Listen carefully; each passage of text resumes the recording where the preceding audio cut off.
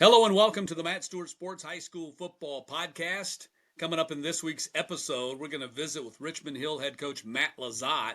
His Wildcats coming off a huge 24-20 win over Camden County last Friday night, and now they are 2-0 in Region 1 6A, perhaps set up to make the playoffs after missing two of the last 3 years. And so they've got 3 huge games coming up left on their regular season schedule. We'll talk about all that and more with Matt Lezotte. Also get to know him a little bit better. He was a 3-year starting quarterback for James Madison, and he's had a pretty good run here in the state of Georgia, first at Aquinas and now with Richmond Hill. And so we'll get all the latest on Matt Lezotte and his Richmond Hill Wildcats coming up here in this episode. Also going to visit with Stephenson defensive end Troy Stiggers. He committed to Ohio University last week, and I think he's a real sleeper in this class of 2026. Big defensive ends, put up some big numbers with the Stephenson Jaguars this season, and we'll talk to him about his team and also his decision to commit to the Bobcats, and we'll fill you in on all the other recruiting news. So many commitments and decommitments coming in over the weekend, so we'll fill you in on all that. Plus, as always, I'll name my players of the week, so stick around for that as well. And we'll get you ready for the GPB Sports Football Fridays in Georgia this coming Friday night. Of course, this past Friday night we had Buford's 34-3 win over Collins Hill as they dominated that game. But we'll look ahead to this Friday night. Great region matchup coming up in 5A as the defending state champions and third-ranked Milton Eagles play host to the fourth-ranked Gainesville Red Elephants. Going to be a huge game in the region standings, also in the state championship picture as well. And both these teams are loaded with college prospects. Gainesville, of course, bouncing back after last year's 7-4 disappointment, and they got knocked out in the first round. So they got a chance to win the region championship this year. They got to beat Milton in all likelihood in order for that to happen. And we'll have that game for you coming up on Friday night at 7:30. On GPB. So join me along with Wayne Gandy and John Nelson and our entire GPB Emmy Award-winning team there at the Eagles Nest in Milton, Georgia on Friday night at 7:30. Now, before we get to all of that, got some big news today, and I'm recording this podcast on Monday. So big news coming down today. I'm so pumped and excited about this big news. The Georgia High School Association historic vote today, and it was almost unanimous, 66-1, I believe the executive committee voted, to do away with the predetermined brackets in all their bracket sports. Any sport that plays with brackets in the playoffs to determine the championship, of course that includes football, but also basketball and soccer and baseball and all the bracket sports, softball.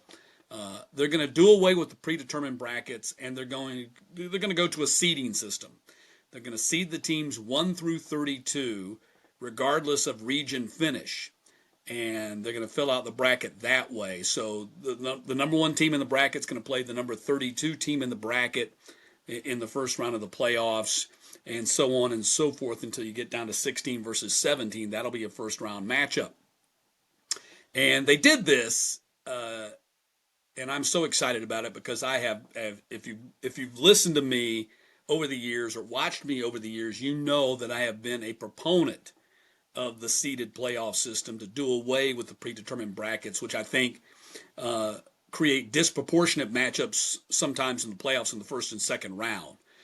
You get matchups that are quarterfinal caliber matchups in the first round. You get state championship type matchups in the second round, and this shouldn't be. And as Dr. Scott, the executive director, pointed out in his statement, after that vote, he said, look, our goal is to get the best 8 teams in the quarterfinals, the best 4 teams in the semifinals, and, of course, the best 2 teams in the finals. And I think by seeding the playoffs, they do this. So the one concern that people had, of course, were, protecting region champions, and they've done this. If you're a region champion, one of the 8 region champions, you're guaranteed a top 16 seed, which means in the first round you get a home playoff game. And I think I really think that's really all you need. In the past, the predetermined bracket guaranteed that a region champion, if they won the first round, they got a second round home playoff game too. I think that's a little bit too much. I don't think that's necessary.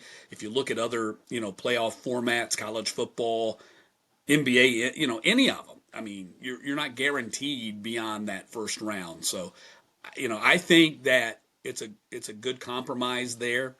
That the region champions will get a first round playoff game, and I think it's going to create a lot of interesting matchups too. So often in the predetermined bracket era, we would have teams meeting in the playoffs every year, all the time. And I think this is going to create a more diverse playoff field where you're going to have teams meeting that have maybe never played before in the playoffs. I think it's going to create more interest, and I think it's going to be a lot of fun. For instance, I remember a few years ago, Parkview and Roswell. Back when Parkview was a state power, Roswell seemed to play them every year in the second round, and Roswell had really good teams.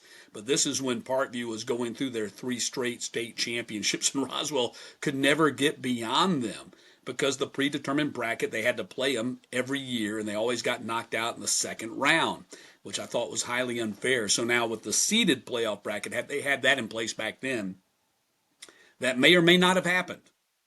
Probably would not have happened every year because of the seeds. So that's going to be great. I think the other thing it's also going to do is it's going to help in the regular season as well. So teams will be rewarded for, playing good teams in the non-region. Right now, those non-region games, and teams have as many as 5 or 6 of them the way the regions are set up, are really just preseason. They're exhibition games. They don't count for anything. But now, once you go to this power ranking format, they will count. So you will be rewarded for playing tougher teams in the non-region, much like they're doing in college football now with, the strength of schedule. So I think all the way around, it's a win-win. I'm sure there'll be people that don't like it. I love it. So I'm very excited about this historic vote. And I congratulate the Georgia High School Association for doing it. So look forward to that. That's not going to happen this year. It's not going to happen until next year, but really excited about the future of that and what the seeded playoffs. And you know what? You can see it already. You can go on the Georgia High School Association website, and off on the right hand, on the front page, they've got what they call the postseason rankings. And you can click on them and you can see what the playoffs would look like right now. You can see, for instance, in Region 1, 6A, they would be the biggest winners. All 6 of their teams would qualify for the playoffs, and 5 of them would have first-round games. So they would be huge winners in this, whereas in the past, the best they would get is 2 home games in the first round. They would have as many as 5 home games in the first round. So, and there's a lot of teams, and you'll hear Coach Matt Lezotte, we'll talk about it too. So you'll hear his opinion about it. He's obviously very excited about it. So that's coming up here on the Matt Stewart Sports High School Football Podcast. The other news, not good news. In fact, we have some not so good news, and we have some really somber news to share before we kind of get into the meat of the show here. For Colquitt County, their 4-star running back, Jae Lamar, he's rated as high as the number 11 running back in the country and committed to the Georgia Bulldogs. He's no longer part of the program. This is a young man that, by his own admission, he's admitted he's gotten into trouble in the past, and sounds like he's maybe in some trouble again. I don't know what it is. Hopefully it's just team rules kind of thing. But he's been dismissed from the program, or at least he's no longer part of the program. I don't want to put words on anybody's mouth. Sean Calhoun just says he's no longer part of the program. So maybe things can be resolved, or, if they can't be resolved, hopefully they're not so bad that it, derails his future in football, because he's a fantastic player, obviously. He's rated as high as number 11 in the country. He's played in 18 career games with the Packers, close to 1,500 yards rushing, 25 touchdowns. So I hate it for everybody involved. I hate it for Jae Lamar. I hate it for Colquitt County because they were depending on him. But they won without him this past Friday night. Obviously, they're a better team with him. But a lot of times teams rally around this kind of thing. When something like this happens, sometimes it's good for the team. So we'll wait and see what happens there. But that's bad news. Jae Lamar no longer part of the Colquitt County Packers football program as of today. The other news is just somber. And, you don't want to talk about it, but you got to talk about it. Chattahoochee County coach Mike Nash passed away over the weekend. He had emergency surgery. From what I can understand, he had some liver problems, had to have emergency surgery, and he passed away during that surgery. He was just 51 years old, former Dunwoody coach. I just hate this. It's terrible news. He had just gone to Chattahoochee County this year, getting away from the city and moving to the country kind of thing, and I was excited for him about that. I met him a couple of years ago, just a Superman, and he kind of rebuilt that Wildcats program. Dunwoody won a state championship in 1993 and then kind of fell on hard times, and then they brought him in over a decade ago, and he kind of rebuilt that program. He built the junior Wildcats program, kind of built a base. Every program's got to have that junior program, and he rebuilt that. And it was a real family affair with him. I think his son-in-law was on his coaching staff. His wife and his daughter were very involved in the program. He told me, they would serve water on the sideline to the players. They would do the laundry. And he was just a super guy. He really poured his heart and his soul into that Dunwoody program. He's a guy that came to the coaching profession a little bit later than everybody else.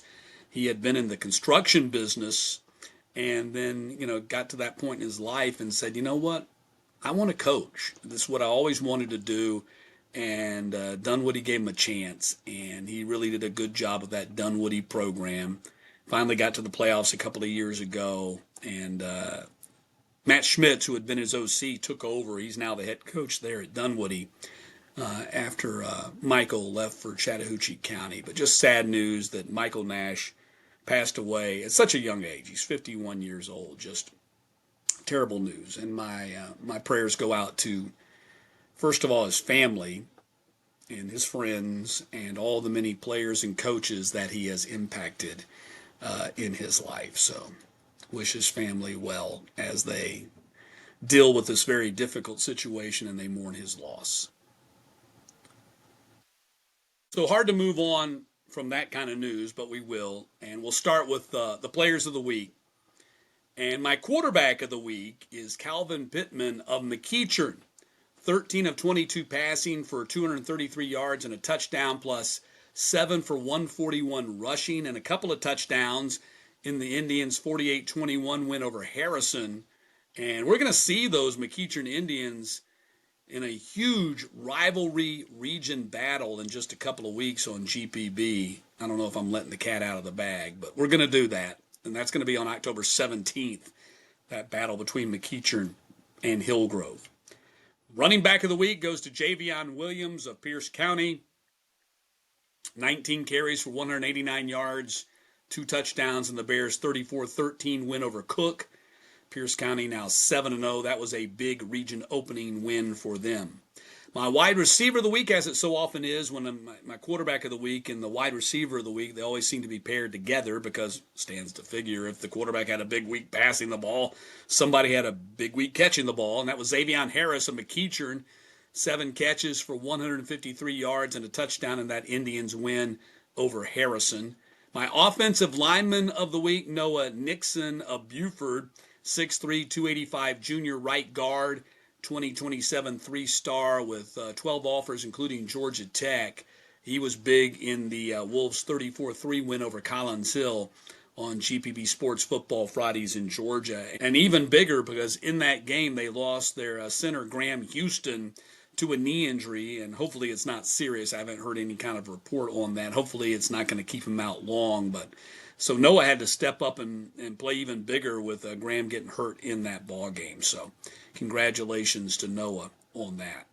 Defense, let's move over to the defensive line. And Colin Davis of Kell, 10 total tackles, 4 TFL, quarterback sack in the Longhorns' weird 3-0 win over Blessed Trinity. I call it weird just because of the score. There was nothing weird about the game. I do know this, that when we were looking at the GPB Sports app after we got done with our game on Friday night at Collins Hill, I was like, what happened in the Kell BT game? And they said it was 3-0. And I said, well, it was a lightning delay? Are they stuck? No, and they're like, no, it's a final. And I thought it had to be a mistake. I mean, games just don't get decided 3-0 anymore.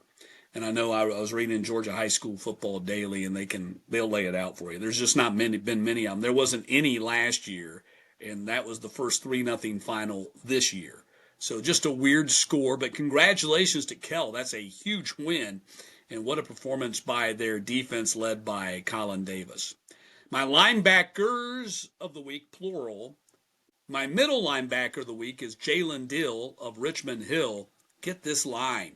21 total tackles, 12 solo, 2 TFL, quarterback sack, 2 quarterback hurries, interception, 2 forced fumbles in the Wildcats' 24-20 win over Camden County. I hope he got an extra slice of pizza for all that work. And we'll be talking to Coach Lezotte about Jalen here in just a few moments. My outside linebacker of the week, Mackenzie Graham of Colquitt County, 15 total tackles, 10 solo, 3 TFL, quarterback sack, forced fumble in the Packers' 18-17 win over Valdosta. My defensive back of the week, Alex Scott of Toombs County, 8 total tackles, including a 99-yard fumble return touchdown in the Bulldogs' 47-20 win over Swainsboro. That was a big win for the defending state champions. My place kicker of the week, Fernando Tavares of Kell. Who else? If you kick the game-winning field goal in a 3-0 win over BT, that's got to be my kicker of the week, right? Tavares, 40-yard field goal with 3:46 left in the game for the only points in the game. He is my place kicker of the week. My kick returner of the week is Anthony Brooks of Hatefield Charter. Punt return touchdown in the fourth quarter tied the game, and then the Hornets would go on to beat Holy Innocents 20-17 in overtime. Brooks also had 2 interceptions, and one of those set up Hatefield's other touchdown in regulation. And my team of the week, that is the Richmond Hill Wildcats, that 24-20 win over Camden County. First time they had ever beaten Camden County there at home in Bryan County. Time now to bring in Richmond Hill coach Matt Lezotte. And coach, thanks a lot for being with us. Congratulations on your 24-20 win over Camden County. That was a really big one for your team. Your guys jumped out to a 17-0 halftime lead and were leading 24-7 heading into that fourth quarter. And you battled in there and stayed in there and they hung on for the win. Well, I tell you, it was a really gutsy performance from our ball club. It was one of the best performances I've seen from players and coaches in preparation for the game, and maybe in my career of coaching. It was tremendous. We had a lot of guys out with injury, but like you said, 24-20. The game wasn't that close. We essentially mathematically eliminated them with 2 minutes left in the game. It wasn't really that close. They scored on a final play. We were just trying to make the play go longer to run the clock out and got home with the victory. Congratulations on that. Your defense came up big for you as it has all year long. You've only given up 74 points in 7 games. Jalen Dill, my linebacker of the week for the entire state. What a huge performance he had. Tell us about Jalen and also what makes you guys so successful on that side of the ball. Well, the secret weapon is our coaching staff, and it's led by my brother Tony. I am biased, but I'm also realistic. I think he is the best coach in the state of Georgia. He was the Broyles High School Award winner a couple years ago, and but he works well with the co-DC Colin Oliver and everybody else providing game plan and getting these guys ready to go and get on the field. But to talk about Jalen a little bit, Jalen's just a consistent player. He does not say a word. Like literally, he does not talk. He'll smile or he'll be angry by his facial expressions, but you won't ever hear it, right? And when that man crosses over that white line, he is a violent individual, and so he really bought into the game plan this week. It was his best week of preparation, and he was able to see the fruits of his labor, and hopefully that'll pay dividends not just for the rest of this season, but for his senior season coming up. Well, he had 21 total tackles. He's too busy tackling people to have anything to talk about or say. So I mean, he put in quite an effort on Friday night. You guys are now 2-0. in Region 1 6A, closing in on locking up a playoff berth after missing out 2 of the last 3 years. But you still got a Region 1 schedule gauntlet in front of you. You play at Valdosta this Friday night, then you close out at home against Lowndes in Colquitt County. What's the message to your team, after going down this road last year and not making the playoffs? Well, it's all about improvement. If everybody wants to win games, everybody wants to make the playoffs. So like that's all good. Uh, but we're more focused on improving than we are anything else. We're not outcome driven. We're process driven at Richmond Hill High School. I can't say that about everybody in this profession, but I can truly say that about us. Um, and the fact that we're doing what we're doing with the kids that we've got right now is crazy. Like when you have 9 starters out and you're still able to beat Camden County, it speaks volumes to the kids, to the preparation. We didn't have a running back Friday night. Our top 2 running backs were down. Our third was already injured, and we didn't have a running back. And so coaches found a way to continue to move the ball, to give opportunities. And the big thing is we're going to focus on improving. We know the gauntlet that's ahead of us. These guys have experienced it. But there's a lot more on the table for these teams that we're playing than there are for us at Richmond Hill. If they we're going to go and we're going to battle. We're going to prepare our kids. We're going to be ready to play. We've done a lot of firsts this season. We won our first region game on the road since joining the highest classification. We beat Camden County for the first time since we've been in the region with them. And so we've had successes, but we start layering them up now, and hopefully, the fruits of our labor. You start to see some being able to take some withdrawals out of this bank that we've been deposited in for a little bit. Let's talk a little bit about you for a moment. You were a 3-year starting quarterback at James Madison and a member of their 2004 FCS National Championship team. I just called the James Madison Georgia State game over the weekend in Atlanta on ESPN Plus. What a great program they are, and what they continue to do. That goes back to your days with them 20 years ago, and they've just built that as they've gone into FBS. Tell us about your days with the Dukes and how that's impacted your career as a coach. Well, they built a Walmart in Harrisonburg for the first time, I think, as I was arriving to JMU. And so, my parents, with my roommate Alan Harrison, he's a Oconee County kid. They were the only people tailgating in the parking lots, right? And so, watching that program grow, being part of the 2004 national championship team, being able to watch my brother play.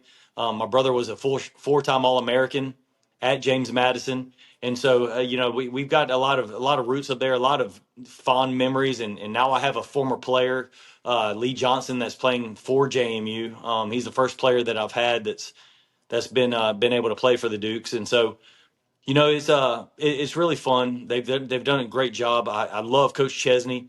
He came and spoke at our GFCA clinic this past year, and what a charismatic guy. He's full of energy, has tremendous plan.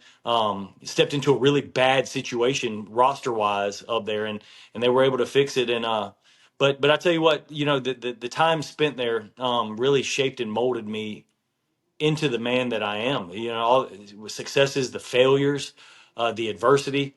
Um, in life, you're given opportunities where you get to these forks in the road, right? And you can make one decision that could take you down one path and one that takes you down another. And luckily, I had great guidance from great parents that raised me to be a good decision maker, to try to be as selfless as possible. Even though that's sometimes hard as a young adult, even. And it's I had a bunch of those roads at JMU, and looking back on it, hindsight, I wouldn't change a thing. It was a fantastic opportunity.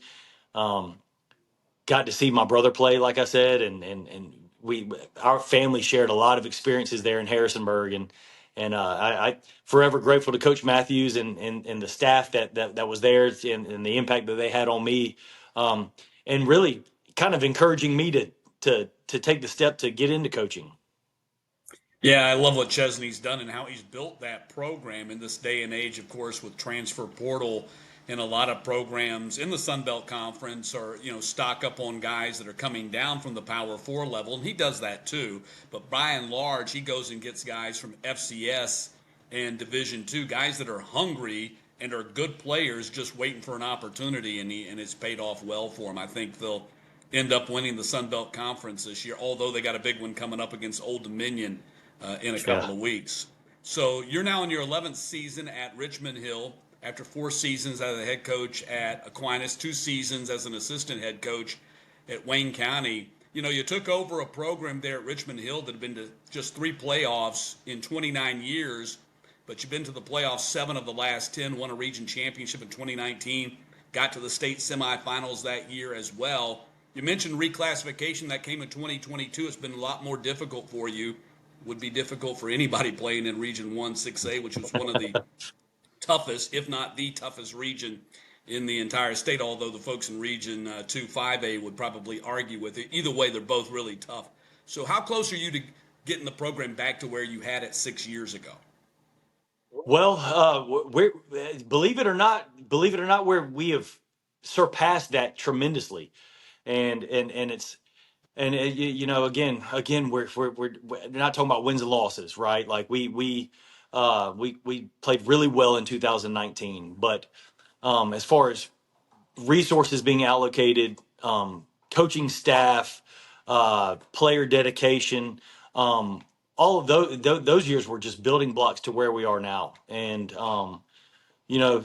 coming off of last year's 7-3, not making the playoffs, we had a very senior heavy class, and a lot of folks didn't think that we would be very successful here. But it's because we've been putting in the time, the effort to develop these kids, and we've had a pretty good season so far. Now, I'm very proud of our guys and what we've done. But the thing is we are writing our history right now, which is so fun. Yeah. Like these are the years that they're going to talk about when it comes to Richmond Hill football. It's not going to be in the 90s, early 2000s. It's not going to be that. It's going to be right now. And so we're in a brand new school, brand new stadium facility. You should have seen the 7,000 people that were there Friday night. It was unbelievable. And it's just the place rocks, and it's everything. And so everything that we've done before is really in the rearview mirror. We have our eyes set on bigger goals and bigger prizes.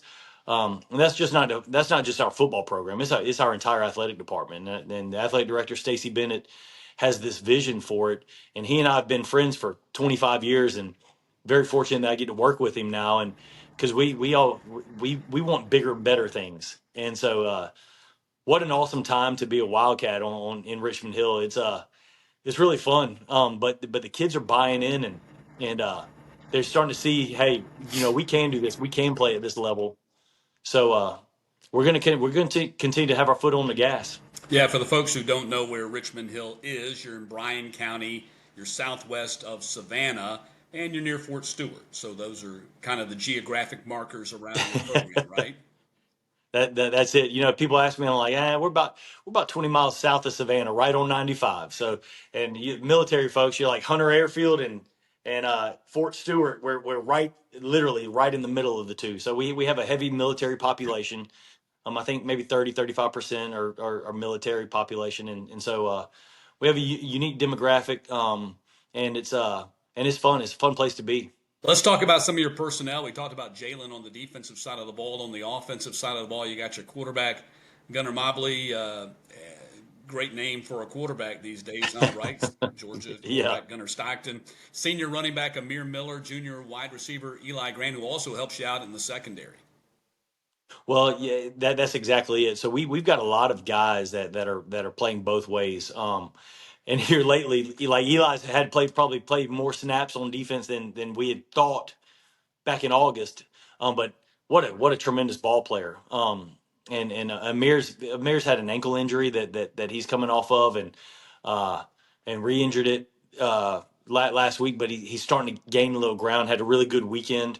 But really our offense goes as Gunner goes. Coach Joe Scott, he's our offense coordinator, has done a great job developing our quarterbacks. putting them in a situation to be successful to be the point guard of that offense. And they just do a great job of preparing. The fact that we can get Eli and to play at such a high level on both sides of the ball. He had a tremendous interception Friday night against Camden in the end zone that you would have thought that he was the wide receiver on the play, the way he caught the ball over his shoulder. It was an unbelievable catch. And, he's just playing really well. But we've got about 7 or 8 guys on offense that we can target with the football. We've been able to spread the ball out, and so it's really tough to really hone in where you defend our team because we've got some guys that can make plays at a few different positions, and so it's fun to go out to practice every single day and see who's going to get the hot hand, and our guys understand they're selfless. Obviously they want to catch the ball and they want to run the ball and they want to have all the carries, but they know that sometimes there's another guy that's going to have a hot hand. And so we try to roll with that and see how these guys are playing and how they're feeling on Friday night. And, Friday night, Eli wasn't getting a lot of touches on offense, but man, he was making plays on defense, and so, these guys, if you're a ball player, you're going to play. You're going to make plays when given the opportunity, and that's what I'm most proud of those guys on offense doing. Defense, I also wanted to mention Corey Sims, who's really having a good season for you as well, a sophomore defensive lineman. I think he's got 9 TFL already. Yeah, that whole unit in general is just a really awesome group to be around. I mean, they make you laugh as much as anything out of practice. They just a unique group of guys that plays really hard. They're really tough. But we play 4, 5, 6 deep on the defensive line, and those guys have all been performing at a high level. It's something that we haven't had defensive line production like this since I've been here.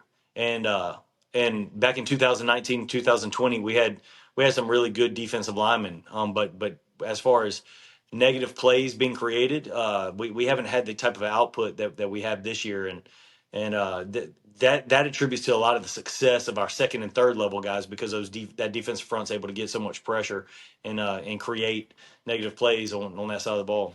As we record this interview, final question to you. They're voting right now, the Georgia High School Association, to change the playoff format, which I think has been in place since the 1920s.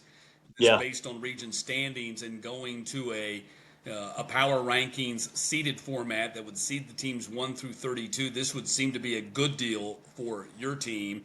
I checked out the rankings right now. Right now, you'd be the number 12 seed in the state, means you get a home playoff game. All 6 teams in Region 1 would be in the playoffs. 5 of those would have first-round playoff games. I'm guessing that you're in favor of this. Well, it's the way it should be.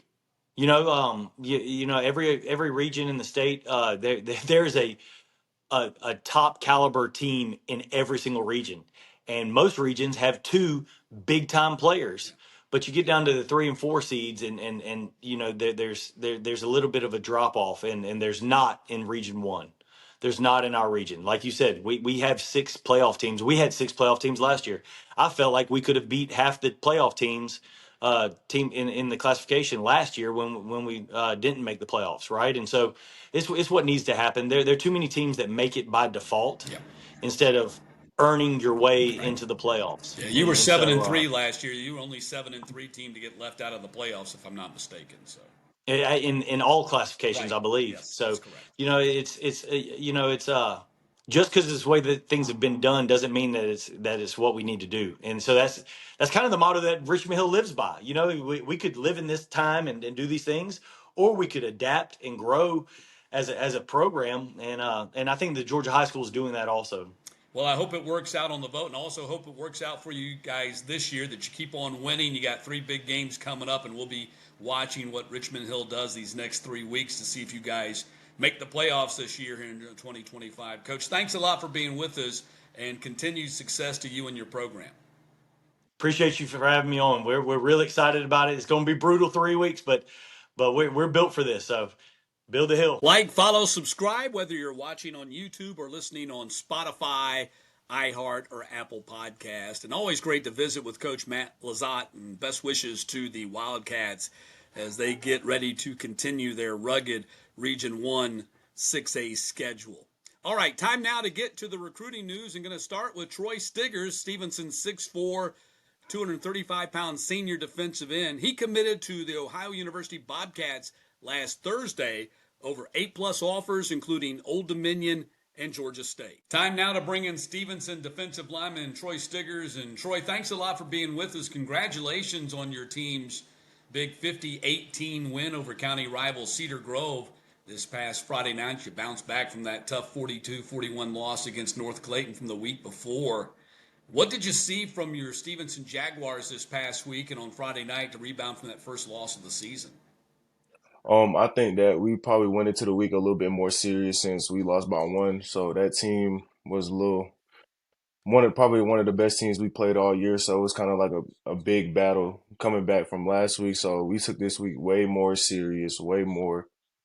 Just say we put a lot of time into going into City Grove and trying to beat them. Yeah, that North Clayton team is playing very well. They're in the midst of their best season in 15 years. It's your first season for you with the Jags after transferring from Parkview. Coach Marcus Jelks has led this Jaguars team to the semifinals last year, the quarterfinals the year before. And your team's 6-1 record right now is better than at any time the last two seasons through 7 games. Can this team make a deep run in the playoffs, you think? Oh yeah, for sure. I most definitely think we can make it to state. Well, you got a great shot to do that. I mean, you guys are playing very well right now at 6-1, and still some big games left on your schedule and the region schedule before the state playoffs start. So, your stats through 6 games: 46 total tackles, 6 quarterback sacks, 16 TFL. Are you having the kind of senior season that you envisioned? Oh yeah, for sure. Especially that offseason, I really put a lot of effort into going from Parkview to Stevenson, learning the playbook, learning things that I needed to work on at Stevenson that I didn't do at Parkview. What are some of the things that you worked on to, enhance your game and get better for your senior season? At Parkview, I didn't think I had a good first step, and so the coach at Stevenson, Coach Rock, he taught me how to get off that first step fast, how to like I'll say spill block down a little bit more. So some of the stuff I didn't do at Parkview, I transferred it on to Stevenson, and I think that's part of the why I'm having a good season.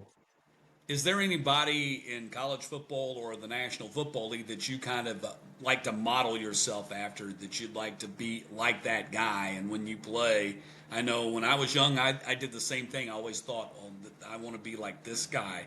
Is there a guy like that for you? I think Mike Green went to Marshall, then got drafted Oh, by yeah. Baltimore. Yeah. Absolutely. Mike Green, what an incredible season he had with Marshall last year, no doubt about it.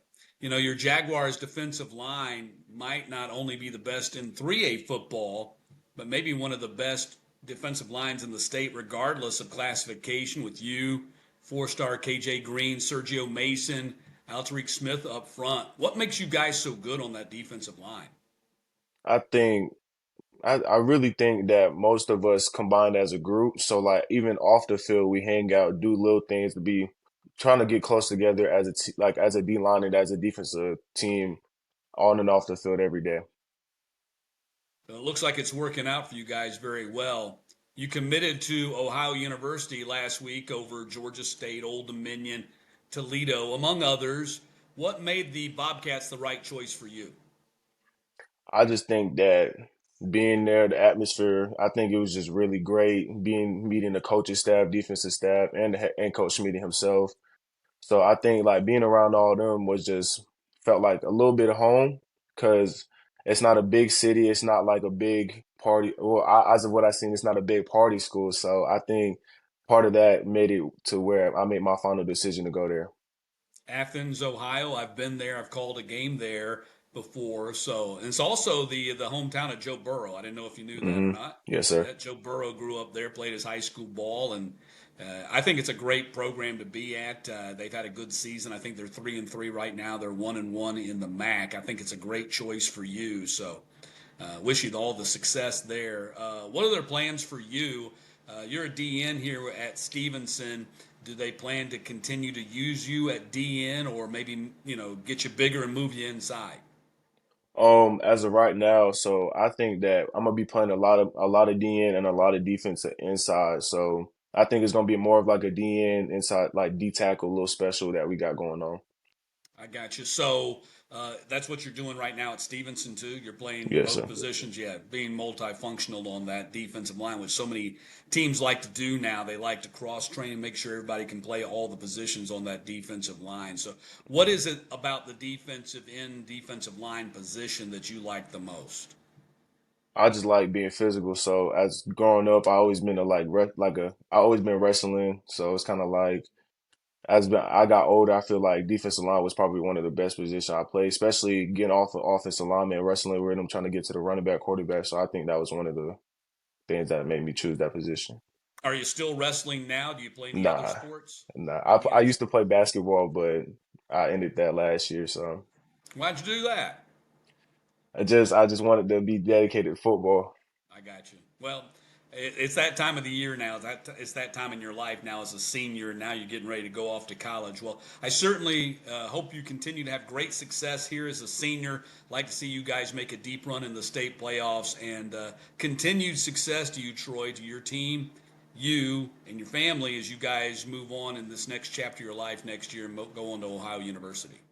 Thank you. Great to visit with Troy and certainly wish him the best. The rest of his senior season with the Stephenson Jaguars, and it's good to see Stephenson back on the map under head coach Marcus Jelks after all the great work that Ron Gartrell did there and turned them into a state power. And it looks like Coach Jelks is doing that too now that they've been to the quarterfinals and then the semifinals in back-to-back years. And best of luck to Troy there with the Jaguars this year, and of course as he moves forward with his college football career at Ohio University.